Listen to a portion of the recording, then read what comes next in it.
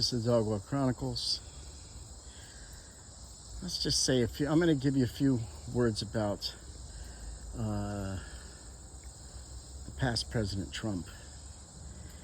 He's a rich guy who is quite privileged. Obviously, he's always been rich. As far as I know, he's never lived a poor life.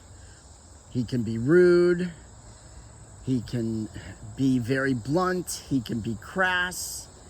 He can talk nasty. But there were no wars when he was president. The economy was good. And he was fighting against all this stupidity that a man can wake up tomorrow and tell us that he's always felt he was a woman and then start cutting parts off. Or no, if he's a woman, then he's going to try to grow boobs, I guess. I don't know, whatever. Cut parts off too. Got to do that. Can't be a woman and have a... Oh no, that's right. You can be a woman and have a penis, right? Isn't that something to do with the flip side of, what's his name, Tim Walz having tampons put in boys' rooms? Because presumably a man can have a vagina, apparently, because where else is he going to stick those tampons? I mean, really. Tim Walz, where do you want to stick that tampon? Are you... So anyway, yeah, hey, Toby, come on. Yeah, Trump is a lot of things. He also loves this country. I think, I don't know if everybody can agree, but I truly believe he loves this country. And hell, why wouldn't he? He's rich, and he's living in this country. I mean, of course he loves this country. There's your proof. Anybody who's rich like that, and well, you can be poor and still certainly love your country and certainly love your life. But, I mean, my goodness, the guy has all the privilege. Damn right he loves his country. No, Toby.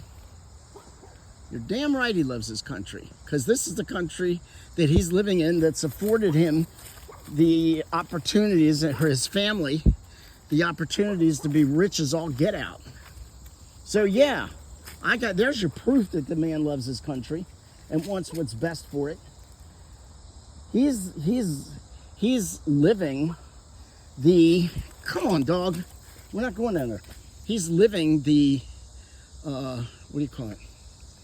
The rewards of this beautiful nation, which has flaws, of course. Every nation does. People act like the United States is the only one who's ever done anything wrong. Like slavery was only in the United States. Like discrimination or racial discrimination is only... That's racism. Isn't that racist? The United States... if you're going to blame the United States for all the ills, as if France didn't kill the Catholics and cut the head off, kill the Queen, as if Russia hasn't killed millions of its own people. It's like the United States is the only one who's ever done anything evil. It's also like when you... Well, okay, I won't even do that. So, yeah, I don't even know where I was going with that. But, yeah, Trump isn't perfect. No, nobody... And I've said it before, and I'll say it again. 356 million people, and these two people are the best that we can come up with to lead our country. Trump and Biden, because that's who was chosen. Isn't that beautiful? Biden was the one who was chosen, not Kamala. That was a total, as they say, coup. That was some tricky business they pulled there. They pulled Biden out, forced him out, and then just stuck her with no choice. The people didn't choose Kamala. They chose Biden and gave him the money and gave him all their support. And then they just pulled Biden out and threw her in the middle of the show. And at this point, so far, Kamala Harris has not really told us anything about what she wants to do. She goes to events and reads off a teleprompter and won't answer any questions. And the press, oh, don't get me started. The press doesn't ask, oh, okay, you know what? The press is going to get us smacking too. They deserve their own special. Come on, Toby. So, yeah, it's a shame. And, you know, it reminds me right at this minute of that thing where when people say they try to get a certain holy and saintly person to take the job of being a bishop, and the person will refuse it. And it's said that the reason they refuse it is because, one, they're not they do not believe they're worthy of the honor or whatever. So it's a humility. And by their very humility, it says that they are the person for the job.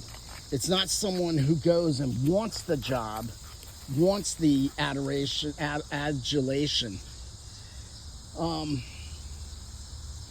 Anyway, I'm going all over the place with this. So, yeah. The Democrats are saying that when a woman has a baby in her belly, it's not a human, it's not a baby. I guess it's a pineapple. What the heck do you think it is? And that a woman can just decide to kill it at any point in time, basically. And that a man can wake up and tell you that for years he's been thinking he's a woman, and we're all supposed to buy into his delusions. And two men can be married or two women can be married. That's not what marriage is. You can't say tomorrow that swimming in the lake is driving a car. You can't just redefine things like that. You can call it a partnership if you want. You can get them legal rights if they want to be, like if you were two brothers, I suppose I could sign, if my brother was alive, I could sign legal papers for him and he could make arrangements so he could sign for me. Fine. But that doesn't mean that that two men can now be married just because they say so, just because the government. It doesn't make it right. They can make it legal, but it doesn't make it right. It doesn't make it really a marriage. It just makes it legal under the law of the United States. And that's just one more example of how we've gone astray and leading the rest of the world astray. Shame on us. Shame on us for all these stupid ideas that we've been promoting and sending out. And then the rest of the world looks at it and goes, yeah, sure, yeah. You know, it's funny. The rest of the world seems to pick up on our dumb ideas, but then they also hate us for other things. So they should be more judicious and look. And you know what?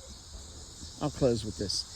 Shame on the world for picking up on what the United States, the dumb ideas, some of them, granted, they've democracy, whatever. On some of the dumb ideas that we've been pulling out of our hat within the last 50 or 60 years. Shame on the rest of the world for not saying no. There's no, you shouldn't legalize divorce. You shouldn't make abortion legal. Two men and two women can't actually marry. That's not what marriage is.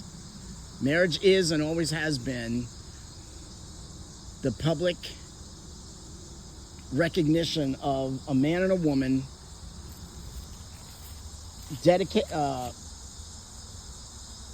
dedicating themselves to each other and to the care and nurturing of any offspring that may and invariably develops from the union of a man and a woman. That cannot happen with two women. That cannot happen with two men in a normal, natural way. You can. Well, you can't manipulate. You can't manipulate it in any other way. And if science perverses this whole show, hey, let's go get Toby. So, yeah, a little more. I would call that political discourse. Little things to think about. I badmouthed. I don't agree with everything on the conservative side either. I wish there could be the party that agrees with everything I agree with, but the vast majority of ideas are more logical and better for the country that are of a conservative nature and somewhat Republican nature. There are certain ideas the party holds to that are good for the nation, and I would say there are more negative concepts that the Democratic Party, and I don't know if it's liberalism is the right word, but yeah. So let's discern. Please look at both sides of every story. Look at both sides of a story and then make a judgment. Don't just take my view or someone else's view. Look, research, and use your brain, people.